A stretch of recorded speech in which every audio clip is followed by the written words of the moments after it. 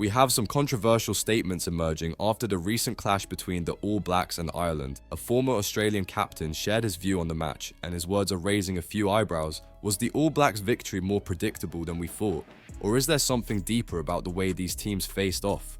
As Ireland and New Zealand clashed in front of thousands at Dublin's Aviva Stadium, tensions were high.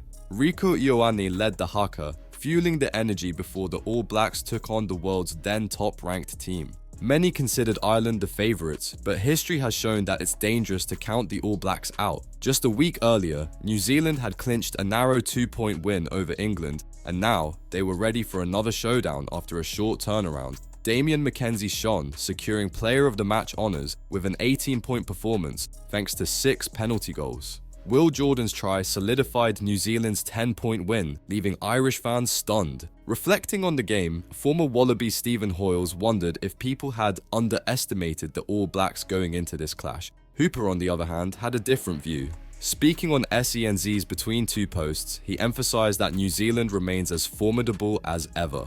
There's a lot of discussion about New Zealand, but they're just the same old New Zealand, he said, adding, it's just not so much of a guarantee that they're going to roll over a team, so that puts a question in the air of, oh, can they do it? So it's not a huge surprise when they do go and do it because they're an amazing outfit.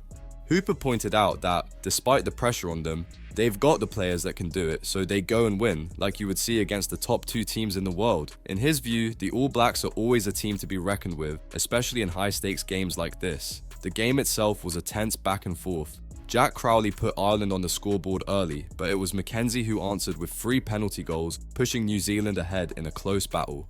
Ireland briefly took control after a yellow card to Geordie Barrett, scoring 10 points and pulling ahead 13-9 just into the second half. But from there, it was all New Zealand. Their defence held strong, shutting down the Irish offence for the rest of the game. McKenzie added 3 more penalties, and Jordan's late try sealed the deal. Ireland's dominance at Aviva came to an end, leaving the crowd disappointed, and Hooper had thoughts on what went wrong. He suggested Ireland's tight-knit approach has been their strength, but perhaps also a limitation. Why Ireland have been really successful is because they don't pick from a huge pool.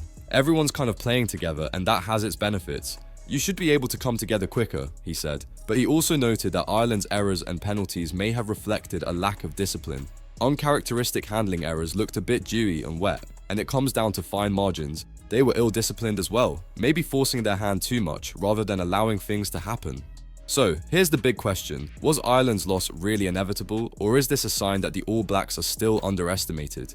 Do you agree with Hooper's take that New Zealand's success isn't surprising, or do you think Ireland could have taken the win if they'd been more disciplined? Let us know your thoughts in the comments, and don't forget to subscribe to Kiwi's Rugby Update for more insights and all the latest from the All Blacks tour.